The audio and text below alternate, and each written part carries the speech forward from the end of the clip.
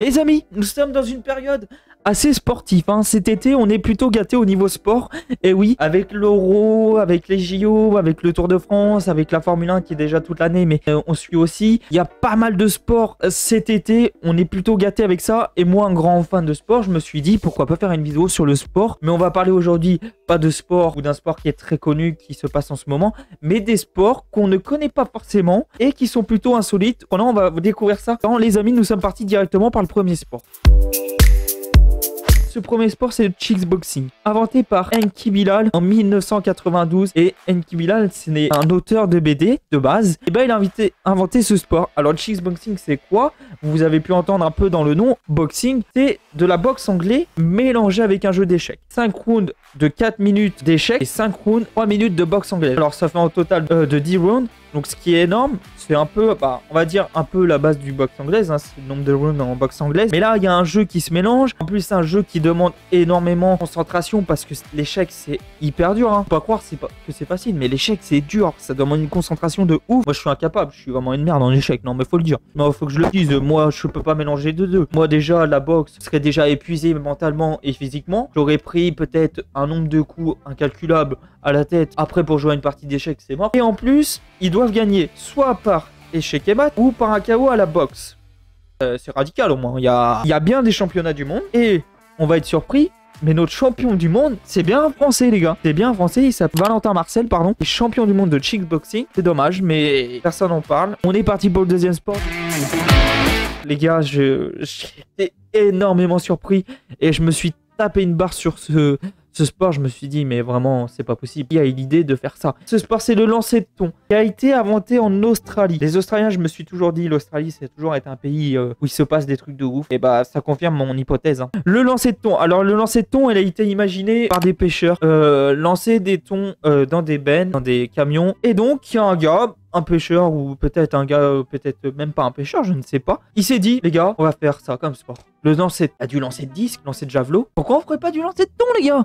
Et pourquoi? Ce serait incroyable. On prend des thons et on les lance le plus loin possible. Et lui qui le lance le plus loin possible, il bat le record. Et bah les gars, c'est ce qu'ils ont fait. En Australie, ils ont créé ça. Alors, je tiens à vous rassurer, maintenant, ils lancent plus des thons morts, mais des thons en caoutchouc. Donc c'est pas des vrais thons, c'est des thons en caoutchouc qui lancent le plus loin possible, mais qui pèsent quand même 9 kilos. Hein. Ça fait son poids. Hein. Et il y a bien un gars qui a battu un record du monde. Il y a bien un record du monde dans ce lancer de thon. Ce record est de 37,23. La personne qui bat ce record, c'est Sean Collins. Ça a été battu dans les années 1998. Ouais, l'année où on gagne, nous on est champion du monde de football. Et bien sûr, il y a quelqu'un qui a battu un record de 37,23 de lancer de thon. Ça me fume ce sport. Non les gars, je vous jure, c'est une dinguerie, vraiment une dinguerie ce sport. Les amis, on passe sur ce troisième sport.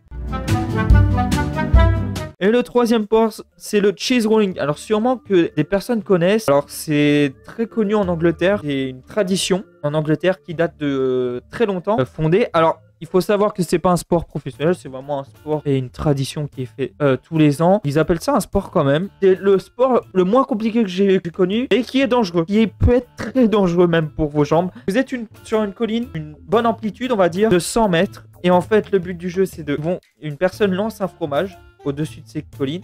Il y a des personnes qui vont sprinter pour choper le fromage. La première personne qui chope le fromage, gagne le fromage tout simplement. Alors c'est un fromage assez énorme qui doit coûter très cher j'imagine. Et donc il faut cavaler pour choper le fromage. Énormément de blessés.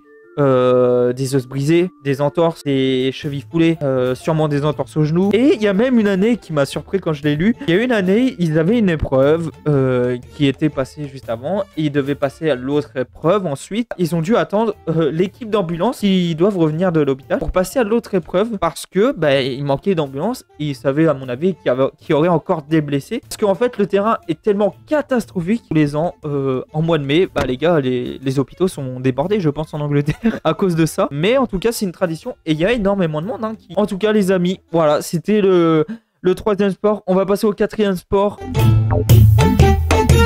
Et c'est un sport qui me surprend, mais que dommage qu'il soit pas connu plus que ça. C'est le hockey subaquatique. Vous avez bien compris, on parle d'un sport qui est dans l'eau.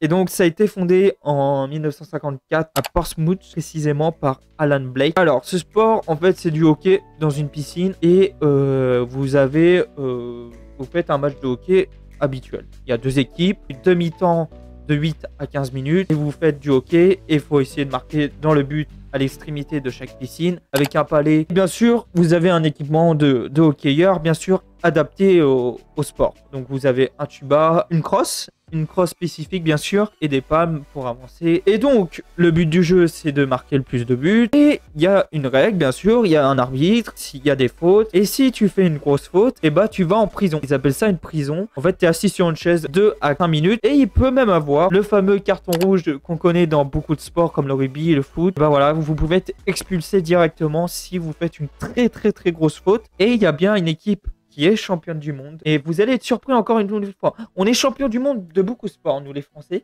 Et oui, c'est bien une équipe de France de hockey subaquatique qui est champion du monde. Et oui, nous sommes champions du monde de certains sports, mais malheureusement, on n'en entend même pas parler. On n'en sait rien du tout. On ne sait pas du tout de quel sport on est champion du monde. Parce que en fait, on en apprend seulement si on s'en informe. Et je peux pas vous en dire plus. Vraiment, ça ressemble vraiment au hockey. Voilà les amis, on passe au 5e sport. Et j'ai voulu garder ce sport en dernier. C'est le sport le moins connu au monde. Clairement, le sport le moins connu au monde. Ce sport est très connu en Inde, mais il n'est pas connu par les autres pays. Que ce soit l'Amérique ou en Europe. Alors, c'est connu un peu en Asie. Et les gars, ce sport, c'est le kabaddi. Alors, peut-être que dans la vidéo, il y en a certains qui connaîtront. Kabaddi a été fondé en 1950, bien sûr, dans les terrains indiens. Il y a des championnats tous les ans depuis 1980. Et donc, il y a même à savoir qu'il y a même une Coupe du Monde de ce sport. Il y a même une Coupe du Monde. Bon, bien sûr, c'est l'Inde qui l'a gagné 3 fois. Il y a eu 3 Coupes du Monde. L'Inde l'a gagné 3 fois. Quel est ce sport? Vous avez 2 équipes de 12. Alors, je compte les remplaçants en même temps dedans. En fait, le but du jeu, c'est qu'il y a un joueur, on va le nommer Rider. Il va dire pendant 30 secondes Cannabis, Cannabis, Cannabis. Et il va aller dans le camp adverse et toucher un maximum de personnes. Et plus il touche de personnes, plus il gagne de points et il fait gagner des points à son équipe. Donc il y a chaque rider qui est envoyé par équipe dans chaque camp adverse et ils essayent de se toucher pendant un laps de temps et le gars pendant 30 secondes doit dire Cannabis, Cannabis, Cannabis. Au bout des 30 secondes, s'il a touché personne, il ne rapporte pas de points évidemment à son équipe. Et il faut savoir que les autres de l'équipe adverse doivent éviter de se faire toucher évidemment pour éviter de rapporter des points à l'autre équipe.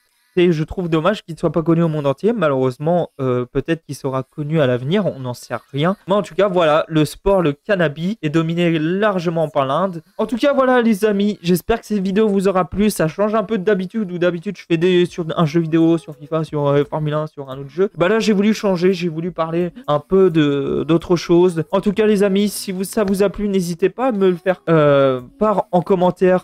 N'hésitez pas aussi à mettre le petit pouce bleu, à vous abonner. Et nous, on se retrouve très prochainement pour une nouvelle vidéo. Peace!